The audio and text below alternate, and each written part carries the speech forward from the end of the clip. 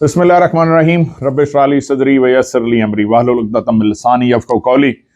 मैं आज तमाम पाकिस्तानियों को मुबारकबाद देता हूँ कि एक हिजानी कैफियत, एक बेयकीनी की कैफियत दूर हुई, एक्सटेंशन के ख़तरात दूर हुए और जो बदतरीन दौर गुज़रा, बदतरीन इरा एक ख़त्म हुआ। इंसानी हकूक़ की पामाली का दौर ख़त्म हुआ, झूठ का दौर ख़त्म हुआ, बेईमानियों का दौर ख़त्म हुआ और दौर ख़त्म हुआ जिनको लगता था कि जिनका कभी दौर ख़त्म नहीं होगा, जो कभी एक को खिलाते थे, कभी दूसरे को खिलाते थे, कभी तीसरे को खिलाते थे।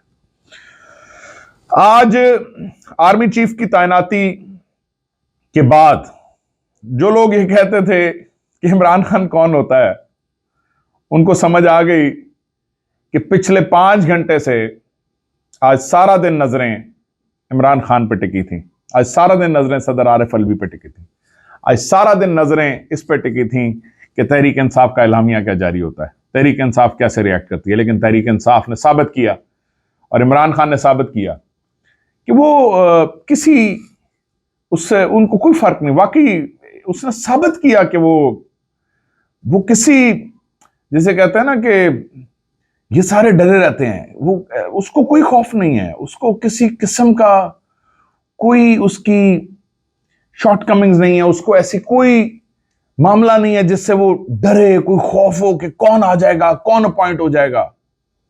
और मैं ये समझता हूं कि आर्मी चीफ का कोई भी जनरल होता है वो पहले आर्मी का जनरल होता है, अपने इदारे का जनरल होता है, और वो किसी सियासी पार्टी का उस तरह से वो नहीं होता।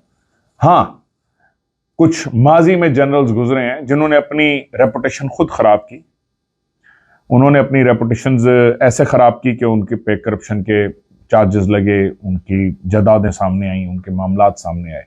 लेकिन मैं देखा कि जो लोग 3 साल गुजार के गए हैं ना, जितने भी जनरल्स 3 साल का अपना टेन्योर गुजार के गए, उनमें से शायद ही किसी जनरल पे कोई ज्यादा उंगली उठी हो, कोई प्रॉब्लम हुआ हो। ये सारा जो मामलात हैं, ये जब आप एक्सटेंडेड एरा लेते हैं तो उसमें प्रॉब्लम ज्यादा शुरू होते हैं। अब मैं समझता हूं कि अब जो जनरल आसिम मुनीर साहब के लिए सबसे इंपॉर्टेंट टास्क है वो ये है कि जो आर्मी का इमेज, जो इदारे का इमेज जो खराब किया गया, जो इदारे के इमेज को ठेस पहुंचाई गई, उस इदारे के इमेज को रीबिल्ड कैसे करना है।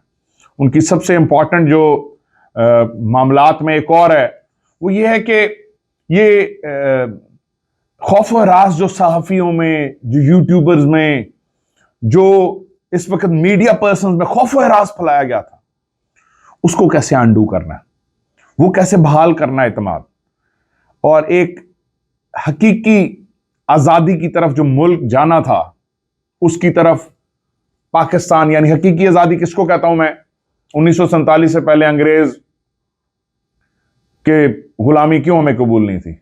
क्या हमें कोई मस्जिद में नमाज जाके पढ़ने में तकलीफ थी, या कोई हमारी इबादत गाहों को कोई प्रॉब्लम था? बिल्कुल भी नहीं। क्या हमें कारोबार कोई नहीं करने देता था? बिल्कुल भी नहीं। कुछ स्कूल नहीं जाना? बिल्कुल नहीं, ऐसा कोई मामला नहीं था। तो क्या मसला था? मसला था आजादी इजहार राय नहीं था, गुलामी थी, तलवारें हमारे ऊपर टिकी हुई थी, आजादी से अपनी बात नहीं कह सकता था कोई। और पिछले कई सालों में हमने देखा कि इस मुल्क में ऐसा ही जान रहा। कई सालों में इस मुल्क में एहतसाब के निज़ाम को ठेस पहुंचाई गई, पिछले दौरों में एहतसाब के निज़ाम में टांग अड़ाई गई, एहतसाब के निज़ाम में खलल पैदा किया गया, बड़े बड़े चोरों, डकैतों, डाकुओं को मौका दिया गया कि इस मुल्क में खुलेआम फिजाओं में फिरें। उन्हें एहसास दिलाया गया कि आम आदमी के लिए और कानून और तुम्हारे लिए और कानून है। उनको मुल्क से फरार कराया गया, उनको NRO दिलवाया गया, नैब के कवानीन को मुंजमद कराया गया, यानी कि सब अच्छा। जो जंगल का कानून बरपा था यहां पे, जंगल का कानून, might is right was practised, might is right. जो ताकतवर है, जिसके पास बहुत ज्यादा पैसा है, अच्छा बड़ा चोर है वो आजाद घूम सकता है, छोटा चोर पकड़ लो, इसको जेल में डाल दो। तो ये जो फिजा थी, इंशाल्लाह मैं उम्मीद रखता हूं कि ये आगे दूर होगी। जो हकीकी मानों में एपॉलिटिकल होना वो हमें नजर आएगा, हकीकी मानों में। न्यूट्रल के वर्ड को इमरान खान ने बड़ा अच्छा एक्सप्लेन किया कि हक और बातिल की जंग में कोई न्यूट्रल नहीं हो सकता। हक और बात, जहां फैसला करना हो कि मैंने हक की तरफ जाना है या बातिल की तरफ जाना, वहां कोई न्यूट्रल नहीं हो सकता। ए पॉलिटिकल मीन इदारे का मीन्स पाकिस्तान का तहफ़्फ़ुज़, पाकिस्तान मुकद्दम होना चाहिए। जहां पाकिस्तान की बका, जहां पाकिस्तान की सालमियत का मामला, वहां कोई न्यूट्रल नहीं हो सकता। लेकिन between the political parties one should be A political. इदारे के लोगों की ये ड्यूटी है कि वो ए पॉलिटिकल हो। और मैं ये समझता हूं कि अब इमरान खान साहब ने जो फैसला, जो क्लास की शॉट मार दी है।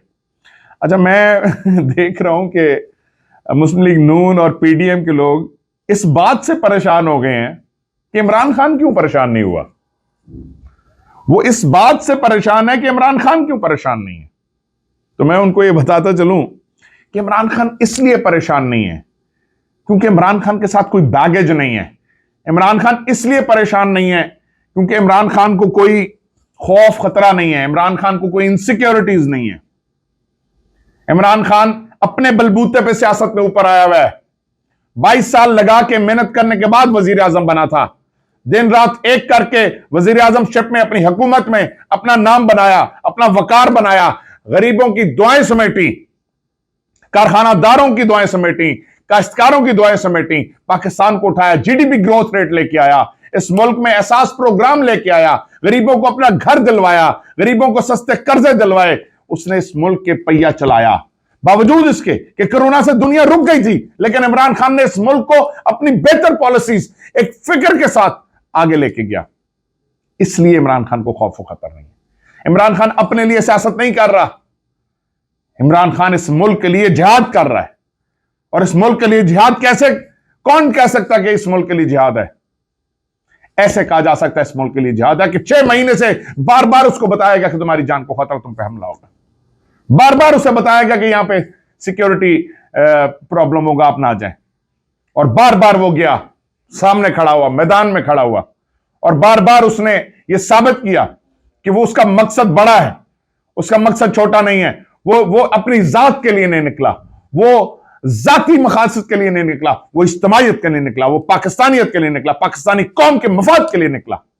और अल्हम्दुलिल्लाह उसने साबित किया, आज फिर एक दफा साबित किया कि उसकी सोच इन चोरों, डकैतों, एनआरओ वाले, पीडीएम वाले, इन गुलामों, मफरूरों और इन गद्दारों से बहुत ऊंची है। इन इंपोर्टेड हुक्मरानों से बहुत ऊंची सोच का मालिक है। इन भिखारियों से बहुत ऊंची सोच का मालिक है। वो पाकिस्तान का सोचता है, अपनी जाती इनसिक्योरिटी से बालातर होकर सोचता है। उसको कोई जाती इनसिक्योरिटी नहीं है।